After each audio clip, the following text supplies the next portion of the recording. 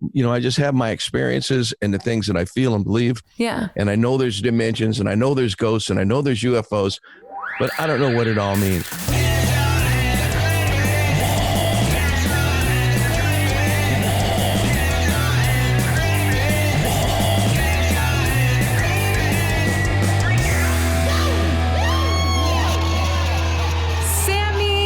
Motherfucking Hagar. Hello and welcome to my podcast. Thank you for doing this.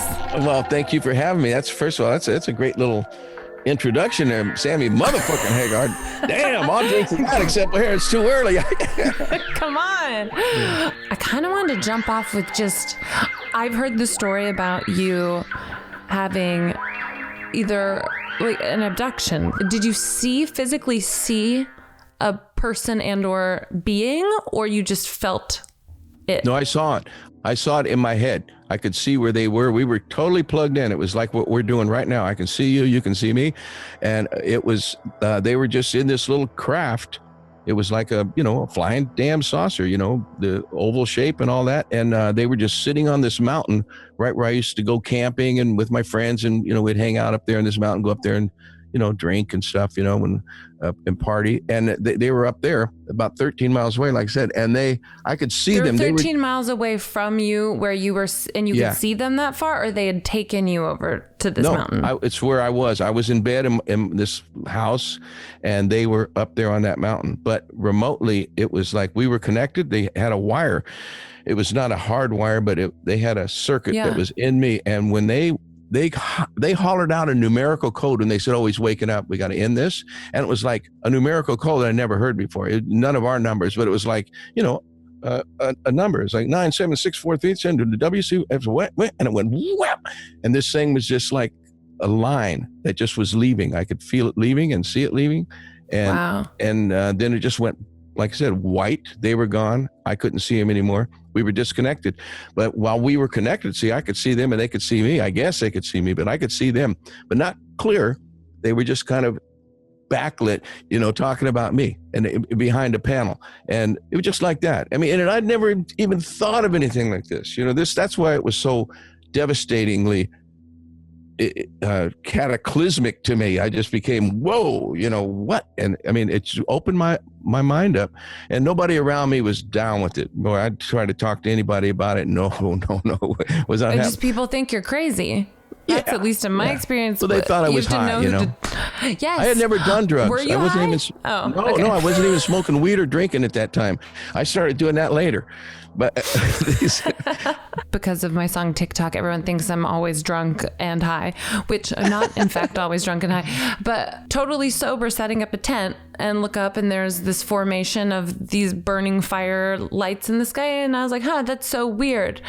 And it was the strangest thing, because I've also had an experience with a ghost, and it was that same feeling of like, oh, I read about this and I watch things about it. It's so exciting. But when it's actually happening to me, it's just like beyond a natural feeling.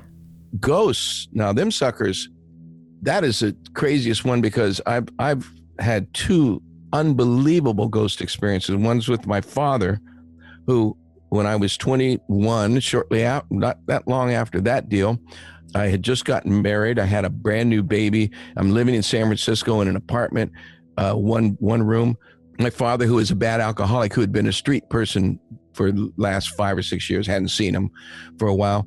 He beats on my door. I'm telling my fresh new wife, I said, "Wow, somebody's beating on her door." I go open up the door in my dream, and it's my dad. He's like same age as me. He's like in his 20s, and he's drunk and he's screaming, "Great day for the Irish!" And I said, "Dad, get the hell out of here! Don't ever come here!" Like that, scaring my little baby, and went back to bed.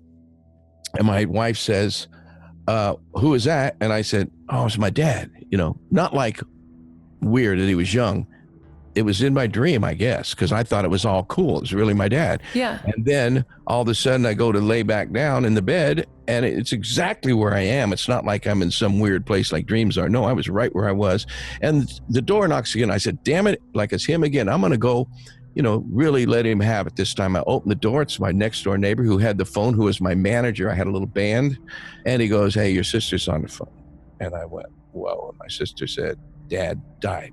It's 4:00 in the morning. My sister just found out they'd found him in in a park and under a park bench, and it's horrible. But I mean, that was back to back. It wasn't like a day later, a week later. It was right at the time. My sister called me within minutes after that experience happened, and she was the first one they let know, because she lived in the hometown, our hometown. And that was just so real that I can't tell you how that could happen. I've asked psychic, here my goosebumps are up again. I've asked every psychic I've ever met. They said, well, we've heard of that. That happens once in a while. They as they're crossing over, they'll come and visit someone, and it's usually like in a younger state. It's not it. And so he was physically younger looking when he was banging on the door, but you didn't think anything of it. No, I didn't even know him when he was that young. I was older when he had me. I was the youngest of 4 kids, so he was even younger than when I knew him. But it wasn't weird to me at all. It was, and all I can ever think about is, why didn't I let him in? What if I'd have let him in? You know what I mean? I'm sitting here, like I said, I can't. Can you see these things? Oh, I'm gonna have to go see my dermatologist to get these suckers removed. There's a philosopher named P.D. Ouspensky, and Ouspensky wrote about dimensions, and we are 3-dimensional creatures with a 4th dimensional sense, which the 4th dimension is we can see the future a little bit. Like you can sit here and think, oh, I was on in that car yesterday. You can remember where you were or where you need to go later. That's like kind of 4th dimension. Well, psychics kind of hang out in that area a lot more, and that's 4th dimensional. And Ouspensky claimed that 5th dimensional, you can walk through physical walls. That's like Jesus and, the masters, Buddha, and those guys that witnessed things where these gurus would be able to manifest things. Say, oh, would you like an apple? Boom, here's one, in the middle of nowhere. Here, ring's too small. Well, let me make it bigger for you. Touch it and put it on your finger. That's 5th dimensional stuff. And Ouspensky didn't get much farther than the 5th dimension, where he thought he really had it down. Einstein was reading his book, Tertian Organum, when he died. It was open on his desk. If you saw a picture of Einstein's desk. As I started getting more into the UFO stuff and talking to psychics and people that know it, supposedly the 9th dimension is what God is to us, what we can all we can comprehend. We cannot go past the 9th dimension. I think about what life is really all about, and I hope it's good information. I hope the answer we get, I just hope it isn't, no, God's just a computer. No, you guys are just some dumbass thought, for 1 second on this. I mean, some people have laid that stuff on me. I hear so many theories when I try to talk about this with anyone. I get confused quick because, I just have my experiences and the things that I feel and believe. And I know there's dimensions, and I know there's ghosts, and I know there's UFOs, but I don't know what it all means.